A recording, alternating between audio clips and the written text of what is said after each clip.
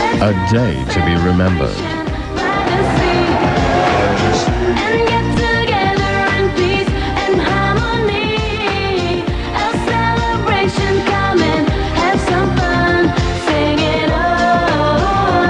Pearl's motion picture premiere.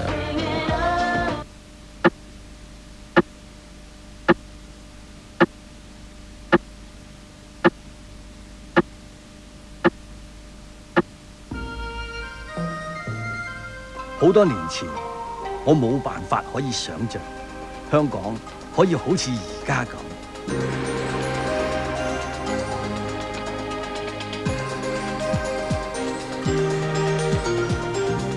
It's remarkable how Hong Kong has changed. Today, we are a major regional and global service center, earning our living by selling our skills, our professionalism, our enterprise, our creativity, and our reputation for integrity. The services we provide have become our biggest money earner.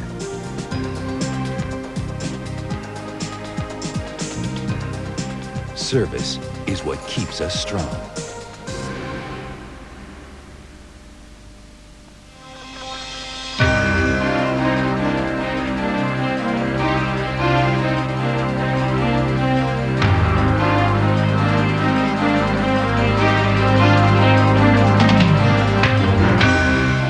Welcome back. The 28th and last British Governor of Hong Kong has just left Government House to go to the Royal Yacht Britannia and later to the British farewell ceremony at the Prince of Wales Barracks. The British governors of Hong Kong have always been appointed by the British monarch. In the early days, the power of the governor was pretty much absolute, but with social and economic changes in Hong Kong over the years, the nature of the governorship also evolved. Let's take a look now at what the different British governors of Hong Kong have contributed.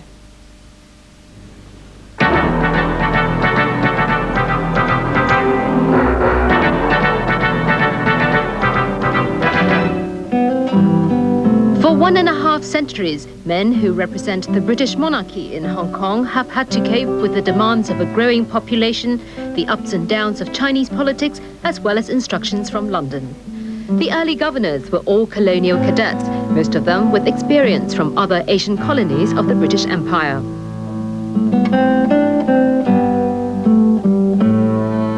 But being governor of Hong Kong in the 1800s was hardly a plum job. From London, that outpost in the southern tip of China was nothing but a burden.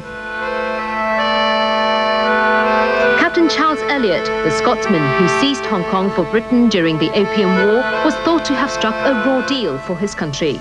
I think the whole of Hong Kong's development has been very different from other colonies, simply because when the British stepped ashore in the early months of 1841, there was really no one, as there had been in other colonies, there was no one really to govern. They were just there on a sandy shore, and all they had to do was to look after themselves. Britain sent us our governors, but that was about all. And in those early days, of course, it took 6 months to get a reply to your letters.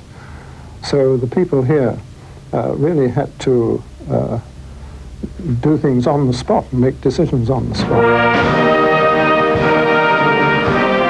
The first governor, Sir Henry Pottinger, basked in the glory of having sealed the Treaty of Nanking, which ceded Hong Kong Island to Britain in perpetuity.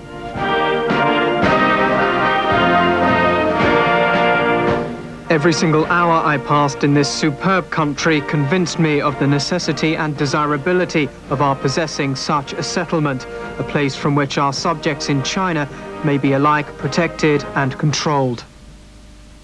But later on, it turned out that those very subjects Pottinger referred to had more control over the governor rather than the other way round.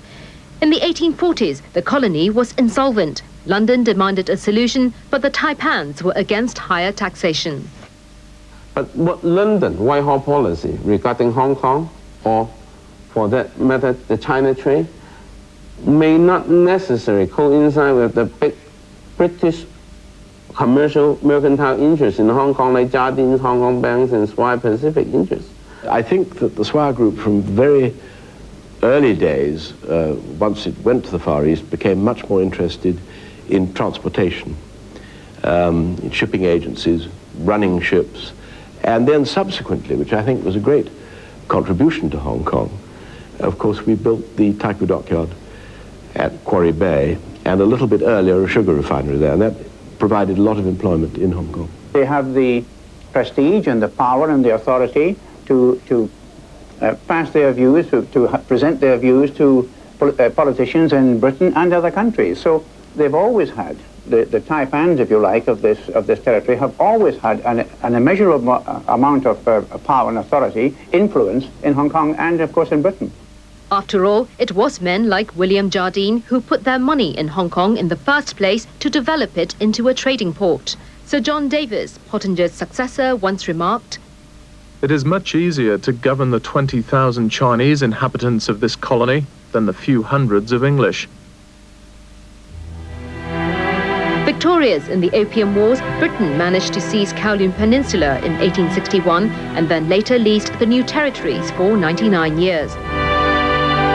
The Chinese population in Hong Kong in the mid-1800s was made up largely of labourers and tradesmen.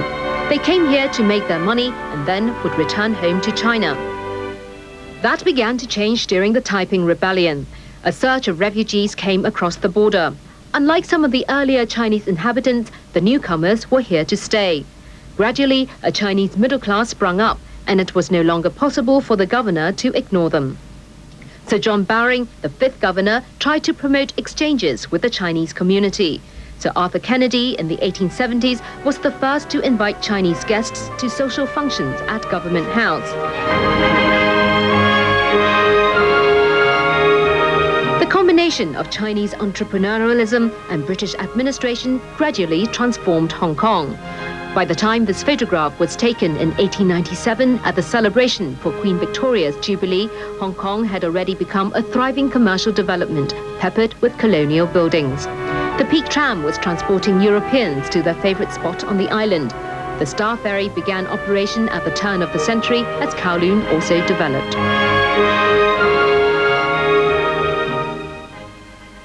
And with an increasing population and because of events in China, Hong Kong gradually established itself as an important trading port. But World War II dealt another blow to years.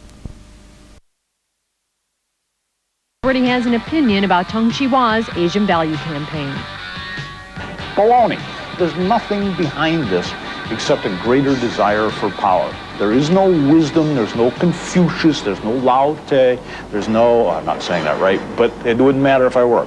I mean, there's no wonderful secret that makes Asians somehow better organized, you know, and more moral than Westerners.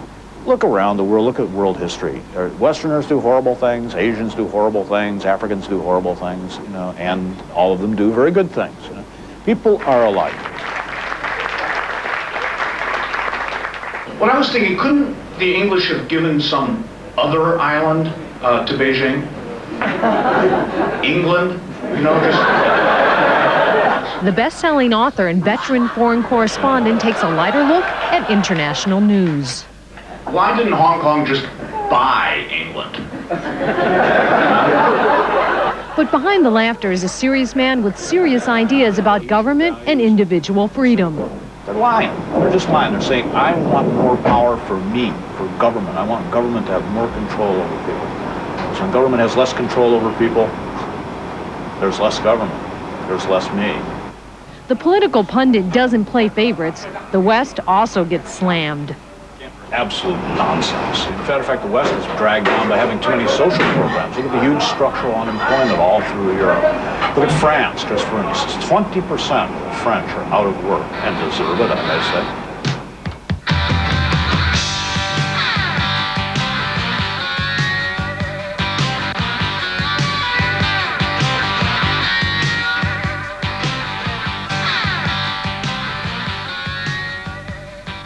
Stacy Wilkins on the values of Asia.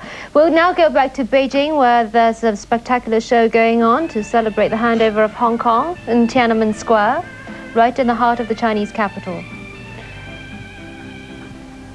Group of dancers there. Very seldom Oh, there's so many people allowed on Tiananmen Square. Except on this special occasion. Yes, and you can see the Forbidden City in the background, lit up. Later on there will be fireworks. 3 rounds of fireworks apparently, right in the heart of the square. This is obviously a historic day for Hong Kong and a proud moment for China. First step towards reunification. What are they waving? Chinese flags? The 5-star flags. The fans. We now take a break now from our handover coverage. We'll be back in a minute.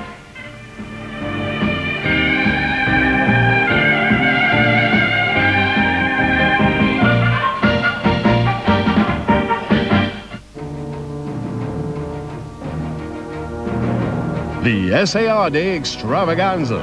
The SAR Day July 1st Reunification Gala in Beijing. Hosted live by Winnie Young, broadcasting live from Beijing tomorrow night at 8:30. Followed by the SAR Day Hong Kong 97 Spectacular. Hosted by Flora Chan and Jeff Wong tomorrow night at 10. History in the making. See it on Pearl.